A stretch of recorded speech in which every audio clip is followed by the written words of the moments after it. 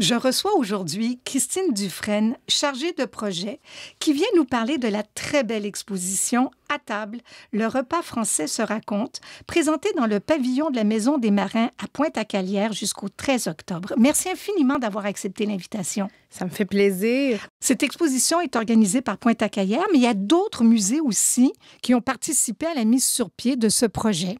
Oui, en fait, on a beaucoup de prêteurs qui viennent de la France.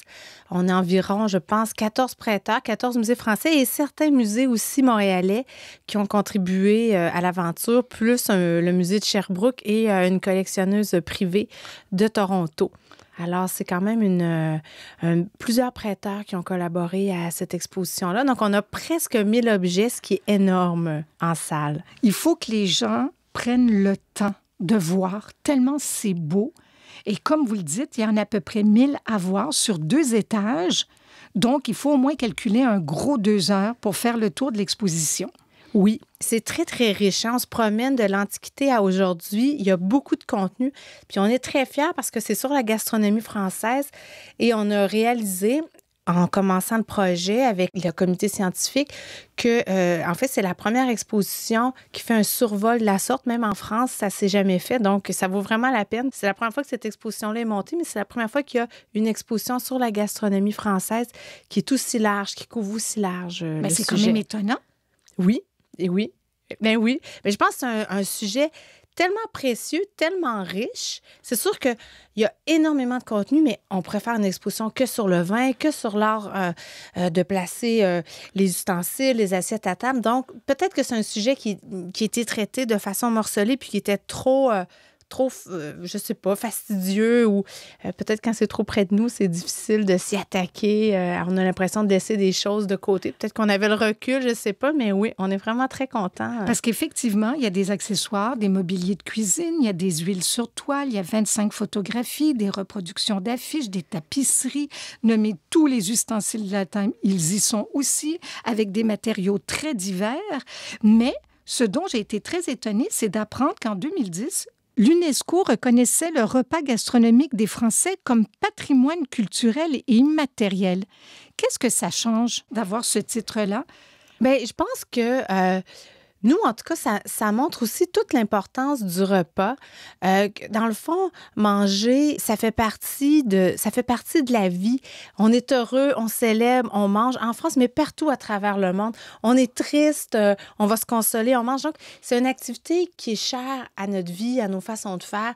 Puis ça montre, je pense que ça nous rejoint, puis ça montre comment qu'on se rejoint entre nous comme individus dans cette pratique-là. Puis, je dirais aussi que quand on a fait l'exposition, on se rend compte que toute l'histoire de la gastronomie française est très proche de l'histoire de la France. Donc, manger, c'est proche de la politique, c'est proche de plein de choses. Alors, c'est un sujet qui est vraiment fascinant. Et qui est dans l'air du temps. Parce que parler de bien se nourrir, de manger local, de passer plus de temps à table aussi, de cuisiner, c'est tout à fait à la mode. Oui, c'est très, très à la mode. Hein. On en parle, en tout cas, de plus en plus, les émissions de cuisine, on est préoccupé par notre santé. On veut manger des aliments qui sont près de nous, le moins transformés possible.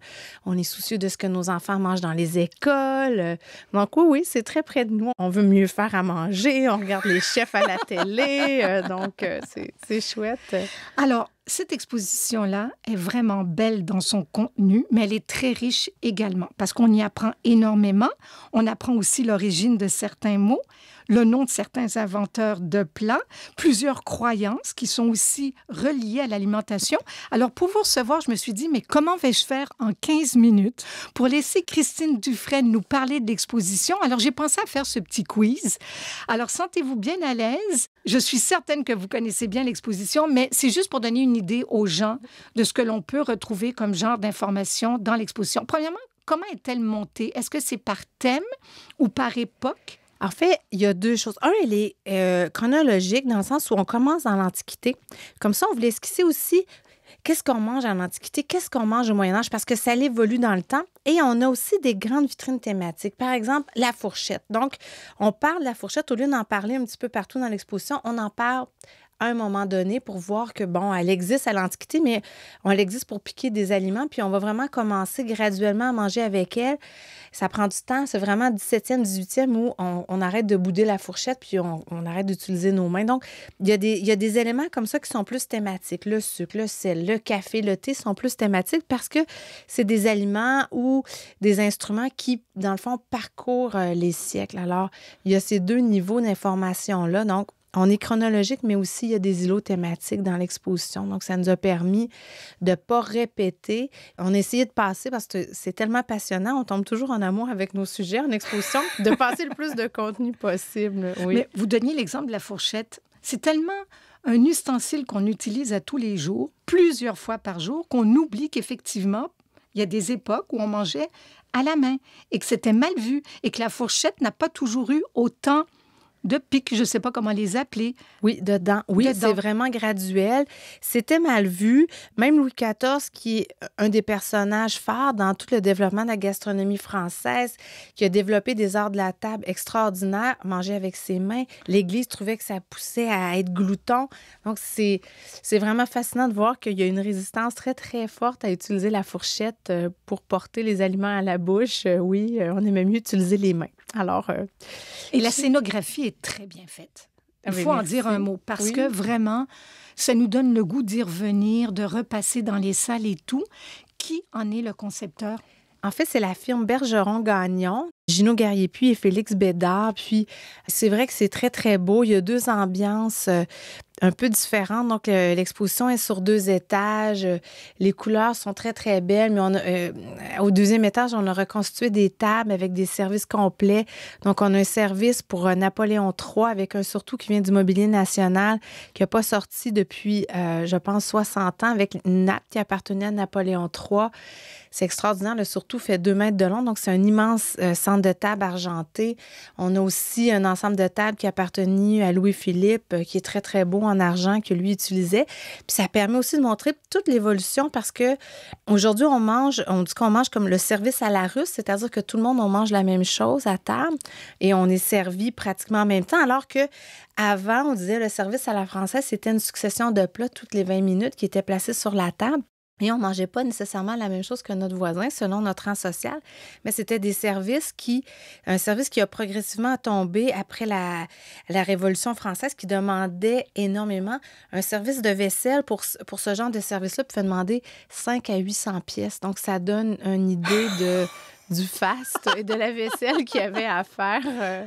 Oui, donc ça montre aussi comment Louis XIV, Louis XV, Marie-Antoinette, dans le fond, quand ces rois-là recevaient, comment ça pouvait être extraordinaire et tout le faste entourant le service des repas. En fait, c'était théâtral et on voulait vraiment impressionner.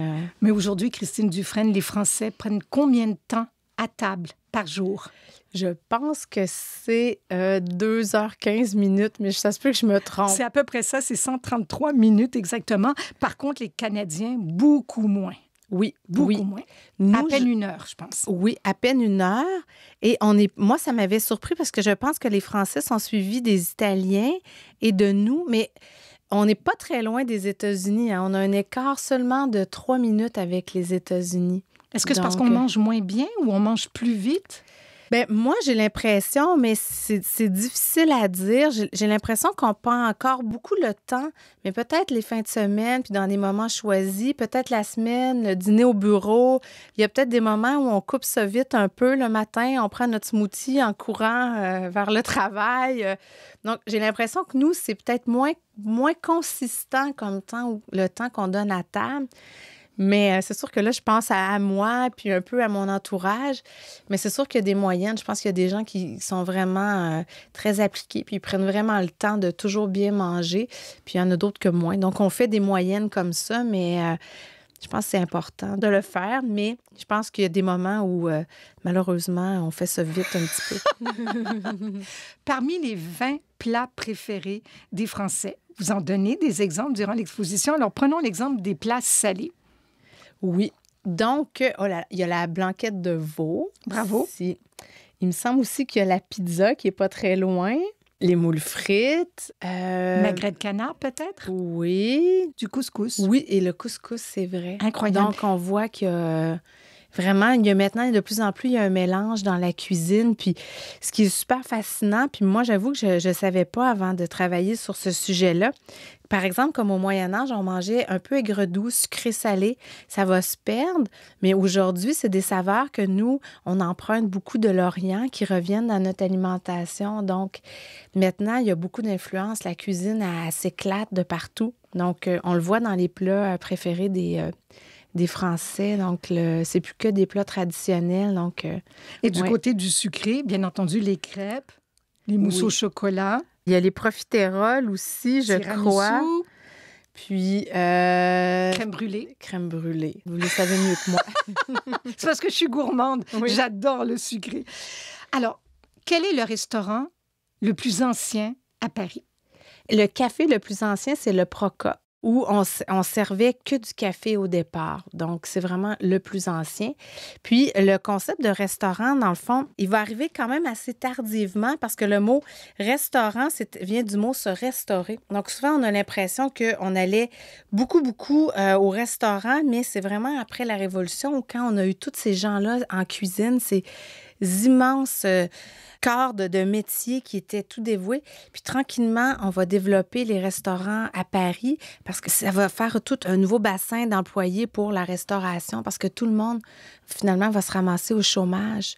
Donc, on va trouver les restaurants, mais c'est vraiment autour du 18e siècle que les restaurants vont commencer à exploser. On va passer rapidement à 600 restaurants. Puis là, aujourd'hui, je pense qu'on est presque je pense qu'en 2017-2018, on avait 18 000 restaurants. Exactement. À Paris, donc... incluant les bistrots et un peu la périphérie. Oui.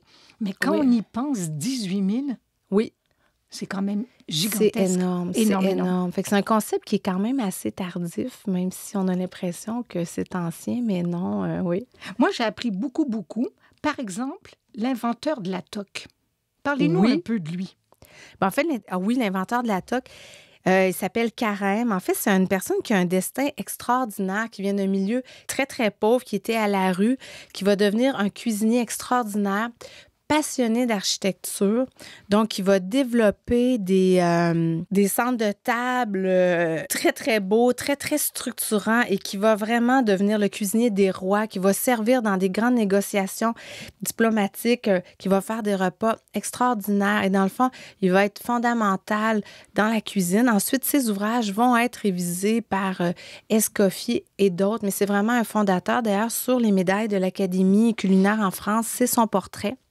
Et c'est lui qui va être l'inventeur de la toque. Mais c'est vraiment quelqu'un qui a eu un destin, qui est parti de rien, qui a eu une vie, une jeunesse très, très dure, puis qui va être envoyé comme un apprenti, travailler enfant dans des cuisines, puis qui va devenir un chef extraordinaire. Donc, il y a des gens qui ont des destins vraiment fascinants, mais lui, c'en est un.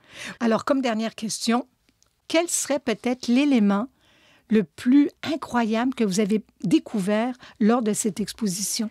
Bien, en fait, moi, je dirais le rôle de Louis XIV dans le développement de la gastronomie française. Ça m'a vraiment fascinée.